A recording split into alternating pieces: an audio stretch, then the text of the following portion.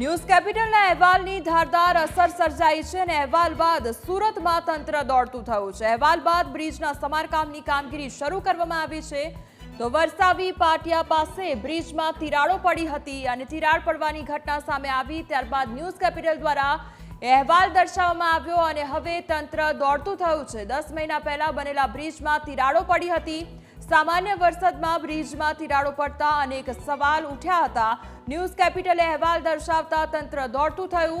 तिराड अने साइड शोल्डरनी तंत्रए कामगीरी शरू करी छे अने हवे फरी एकवार तंत्र द्वारा कामगीरी करवामां आवी रही छे।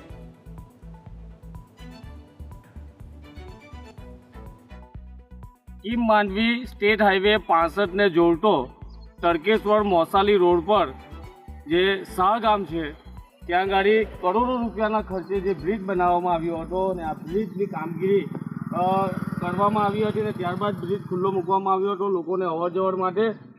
શરૂઆતમાં જે શાહ તરફ જવાનું જે રોડ છે ત્યાં રસ્તો બેસી ગયો હતો જે રિપેર કરવામાં આવ્યો હતો અને ત્યારબાદ હવે વસરાવી તરફ જવાનો આ રસ્તો છે અને એ રસ્તા પર પહેલા જ વરસાદમાં આ ધોવાઈ ગયું છે ને હાલ તંત્ર છે તે કામે લાગ્યું છે અને રસ્તા બનાવવામાં જે રસ્તો બેસી ગયો છે જે બ્રિજની સાઇડ શોલ્ડરિંગનો રસ્તો બેસી ગયો છે તેને બનાવવાની કામગીરી ચાલી રહી છે। જોકે હાલ જે રીતે રોડ રસ્તા પાછળ જે લાખો કરોડો રૂપિયા જે ખર્ચાય છે તે ખર્ચાયા પછી પણ રસ્તા કેમ બેસી જાય છે એ એક સવાલ છે।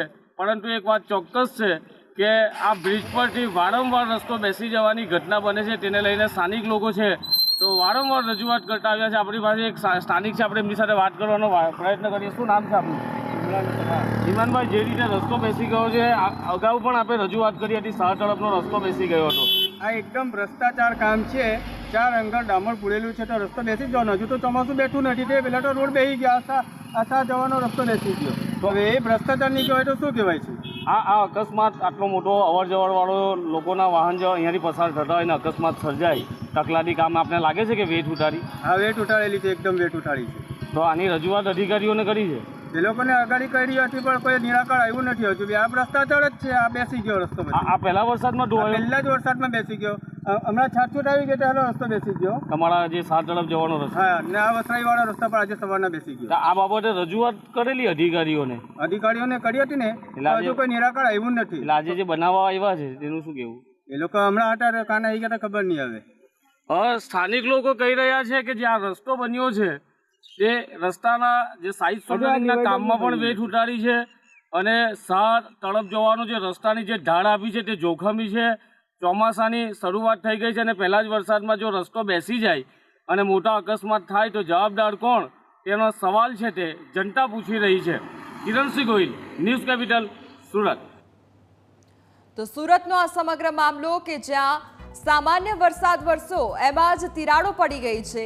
આ એ જ બ્રિજ છે વરસાવી પાટિયા પાસે જે બ્રિજ આવેલો છે તે બ્રિજમાં તિરાડો પડી છે। એક તરફ આ દ્રશ્યો કે જ્યાં સામાન્ય વરસાદમાં આ બ્રિજમાં તિરાડો પડી છે અને અવારનવાર આ પ્રમાણે ઘટનાઓ સામે આવતી હોય છે ત્યારે તંત્રની કામગીરી પર અનેક સવાલો ઉઠી રહ્યા છે। ત્યારે બીજી તરફ જ્યારે અહેવાલ દર્શાવવામાં આવ્યો અને સવાલો કરવામાં આવ્યા ત્યારે તંત્ર દ્વારા હવે કામગીરી શરૂ કરવામાં આવી છે।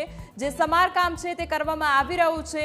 ફરી એકવાર થીગડા મારવાની કામગીરી કરવામાં આવી રહી છે પરંતુ તંત્ર ક્યાં સુધી આ પ્રમાણે થીગડા મારતું રહેશે તે એક સવાલ થઈ રહ્યો છે। શું થીગડા મારીને જ તંત્ર શાંતિ અનુભવશે તેને લઈને અનેક સવાલો ઉદ્ભવી રહ્યા છે કારણ કે અવારનવાર આ પ્રમાણે ઘટના સામે આવતી હોય છે કે જ્યારે બ્રિજમાં ગાબડા પડવાની ઘટના હોય કે પછી તિરાડો પડવાની ઘટના હોય અવારનવાર તંત્ર દ્વારા તેના પર થીગડા મારી દેવામાં આવતા હોય છે।